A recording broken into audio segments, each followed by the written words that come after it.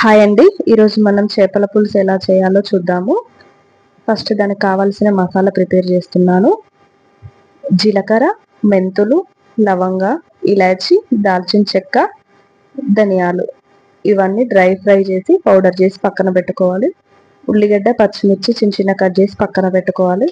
ఇప్పుడు ఫిష్ తీసుకొని వాటిని కొంచెం సాల్ట్ వేసి క్లీన్ కడిగేసి దాంట్లో కొంచెం కారం, పసుపు, ఉప్పు, కొంచెం ధనియాల పౌడర్, కొంచెం అల్లం వెల్లుల్లి పేస్ట్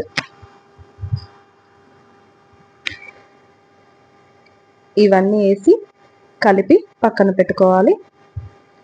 తర్వాత ఒక కడాయిలో కొంచెం ఆయిల్ వేసి దాంట్లో ఉల్లిగడ్డ, పచ్చిమిర్చి వేసి కొంచెం ఫ్రై అవ్వనివ్వాలి. తర్వాత కొంచెం పసుపు వేసి అలాగే కొంచెం సాల్ట్ వేస్తే తొందర ఆనియన్ ఫ్రై అయిపోద్ది. కొంచెం సాల్ట్ వేసి కొంచెం కలపాలి. కలిపిన తర్వాత కొంచెం అల్లం వెల్లుల్లి పేస్ట్ నేను కొంచెం ఫిష్లో ఆల్రెడీ వేసి కలిపాను, కాకపోతే ఇందులో కొంచెం వేస్తున్నాను పోపుకి ఫ్లేవర్ కోసం. కొంచెం అల్లం వెల్లుల్లి పేస్ట్ వేసేసి కొంచెం కలపాలి. నేను లవంగ, ఇలాచి, దాల్చిన చెక్క వేరుగా నేను కొంచెం పౌడర్ చేశాను, పౌడర్ చేసి పక్కన పెట్టుకున్నాను. ఆ పౌడర్ ఇప్పుడు ఇందులో వేస్తున్నాను.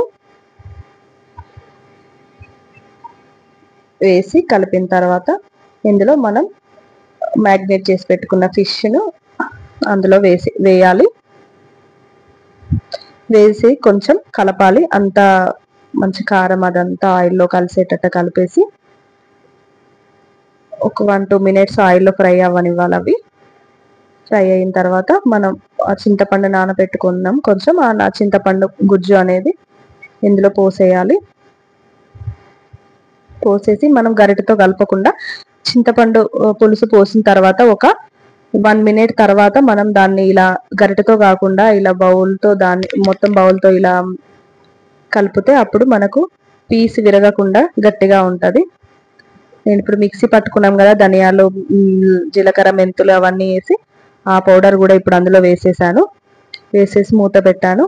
అలా ఒక 5-10 మినిట్స్ 15 మినిట్స్ వరకు అలా ఫ్రై చింతపండు పులుసులో కొంచెం పీస్ ఉడికితే బాగుంటుంది. ఆ గ్రేవీ అంతా దాని లోపలికి పట్టేస్తుంది.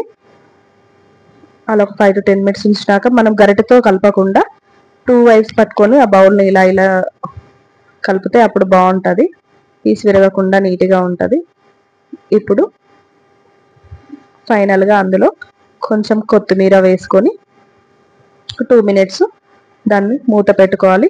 మూత పెట్టుకున్న తర్వాత మనకి 2 మినిట్స్ తర్వాత మూత తీసి చూస్తే అప్పుడు మనకు గ్రేవీ చూడండి ఎంత చిక్కగా వచ్చిందో. పీస్ కూడా విరగకుండా గట్టిగా చాలా బాగుంది.